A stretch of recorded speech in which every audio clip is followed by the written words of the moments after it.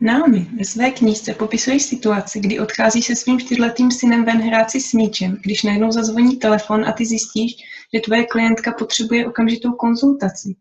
Poté, co synkovi oznámí, že nikam nejdete, zeptá se tě na důvod a jakmile mu ho vysvětlíš, odběhne vesele do svého pokoje hrát si. Také v různých jiných situacích popisuješ svoje syny vychovávané bez příkazu a zákazu jako vyrovnané, spokojené děti, které se na veřejnosti chovají velmi slušně. Mnoho rodičů, kteří se nechali inspirovat tvými myšlenkami, však zažívá něco zcela jiného. Jejich děti se k nim chovají panovačně, křičí na ně a někdy je i tlučou. Nenechají ani chvíli v klidu promluvit s přáteli, kdykoliv je něco jinak, než si přáli nebo představovali, předvádí strašlivé scény. Nepůsobí vůbec dojmem šťastných a spokojených dětí. Kde je chyba? So, well, the whole workshop is about that. So, it's a very big question, but I think, yeah, I see that very often. And the main confusion is confusing kindness with license or freedom with license, and not daring to be what I always call a leader. So, you know, the examples are the best way to show it. I just had a parent here just last week with a 6-year-old child. And every time there was an issue, and this is exactly how parents generally do it, that the parent had to say no or stop the child or say, no, we can't do that, or we have to go home now, or whatever it is. The parent, in order to be kind, said it in a way that wasn't clear, that lacks clarity, and the child is left with the sense of we're playing a game. I say yes, daddy says no, or mommy says no, and then we go back and forth and we keep doing that. They have no sense that this is not a game, that actually the parent means it. No, you can't go into the street. No, we're not jumping into the water. No, we're not eating this ice cream in a, you know, out there in a store or at a mall or something. But trying to be kind and nice, the parent says, well, no, we're not going to do that, or well, we'll talk about it maybe later, or not now, or they say the no, but in a pretending to be kind and being really unclear. And children really thrive on clarity. They need that, let me know how this world works. You know, a child grows up and he looks to the parent like, you know, I need freedom. And freedom is limits, in a way, or discipline. I don't like limits that are imposed by parents just for the sake of it, of course not. But we learn the world. We learn that there is gravity. So the child learns, oh, I can't jump from a high place. I'll get hurt. They learn it from experience. That's a limit. That's a boundary. They want to rely on a parent in the same way. Please tell me, you know, I'm going to push the walls as far as I can because I count on you to guard my safety and to stop me when it's not right, because I don't know. I don't know the social codes. I'm new here. So the main mistakes that parents do, and they start when a baby hits them first time. You talk about children even hitting their parents. And I always ask the parent, what did you do when they hit you first time? Because my children, you know, one of them gave me one bite, breastfeeding, so it wasn't intentional.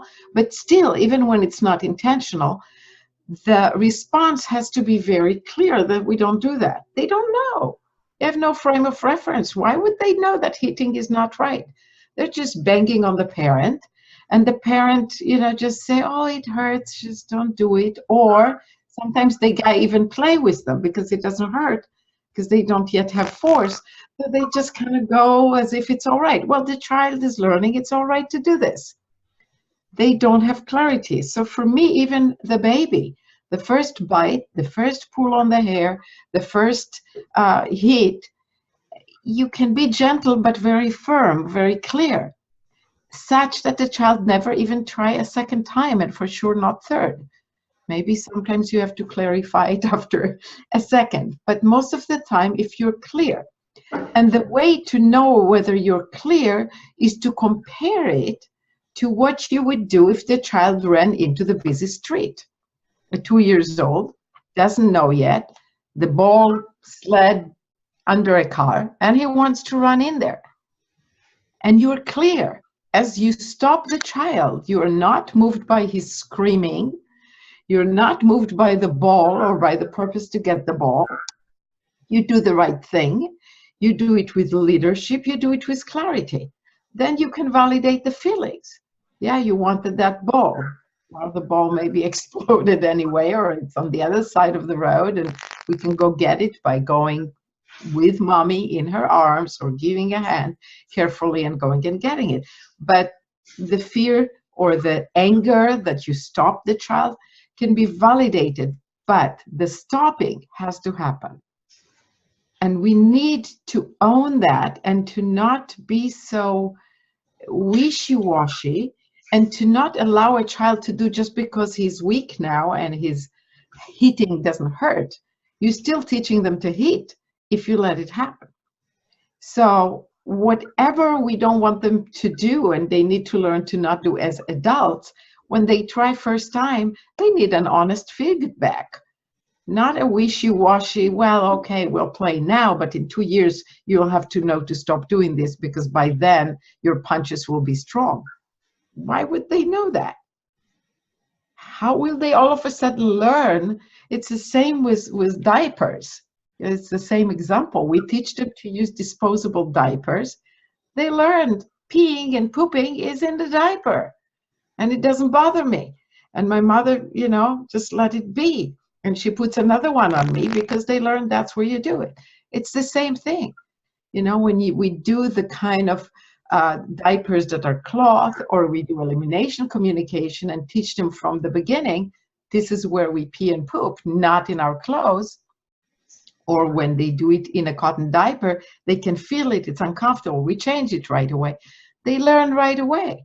So why teach them for 4 years one thing and then tell them, hey, what we taught you was wrong, now we're going to do something else. And you have to completely turn around and now they're confused. What do you mean? That was my whole life, doing it in the diaper, hitting you, biting, spitting, screaming. If I do tantrums, and that example is very good because children are very intelligent, obviously. They're human beings. And they learn. Whatever they do is what we teach them. We can know that in principle. If your child is tantruming, you taught him to tantrum. And the way we teach to tantrum is we respond it as if it's a method to get what you want instead of self-expression. And I have a chapter on that in the book to distinguish those. So when you treat a tantrum as a self-expression without causing it, I want to always clarify that because parents think, well, I can be rude to my children and forbid them everything, and then they have a tantrum and I'll just validate the feeling. No. Of course, you want to be kind and you want to have a life in which the child is respected. And what they want to do is respected. You don't just take them to restaurants because you want to, if they can't handle it. You want to make the setup such that you don't have to say no all the time. So they have a yard or a play area that is safe and that they can play and that they do have what they need, obviously. But when there is a situation that you have to say no, it needs to be absolutely clear. So when the tantrum is to get something because you didn't get it, first of all, you created it as a parent, not to feel guilty about. We all do that. It's a very common mistake and it comes out of love and kindness and we don't want the child to cry, so we change our mind and we go like, okay, you can have this toy. Or we do compensation. Oh, you're upset that the tower fell. Here, have a candy. Well, what does it teach the child? Hey, if I have tantrums, I get something. Even if it's not the original thing, I get something. And also I learned that I'm emotionally weak. I can't handle not getting what I want in my life. So it's that wanting disease that I often talk about, where we teach them, you must get what you want. And we offer them stimulations and foods and entertainment all the time. And if they don't get what they want, oh my God, the end of the world, they start being aggressive because they also feel weak. Like, it is honestly hard for them. They think, oh, I can't be without it. Because the last time we reacted like it's the end of the world, we did. With our anxiety, we compensated quick, or we ran for it. Even with the baby, we start with baby. The baby wants something, and oh, let's get it here. And then we're all relaxed. Okay, he has it, he's not crying anymore. But he just learned a lesson, hysteria lesson, panic lesson. Oh my God, I can't handle it.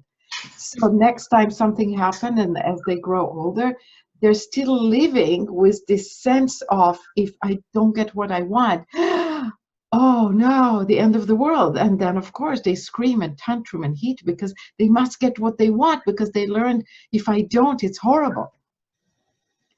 In the coming newsletter, as soon as the new website and the new newsletter is going, I'm working on it. I'm talking about raising powerful people, because powerful people are happy people. And by the way, you say that my children were always so, you know, happy and cooperative. That's not true. No, nothing is perfect. You know, I adjust along the way, and I'm learning still now when they tell me how childhood was for them. And I discover a lot of mistakes that I made. So you all benefit from it, because I can teach you even better with what I'm learning. And there is no perfect way. You know, we're human beings. It's going to be the variations of issues that children grow up with. But certainly it's not so difficult to raise children who are cooperative from their own free will. And it's done with clarity. And the tantrum needs, when it's not caused unkindly by the parent and unnecessarily, but it's real. The child fell, or the tower fell, or a friend pushed him and it's already over, it's already pushed. Then you be with the tantrum rather than get scared by it and think that you have to stop the crying and give a compensation.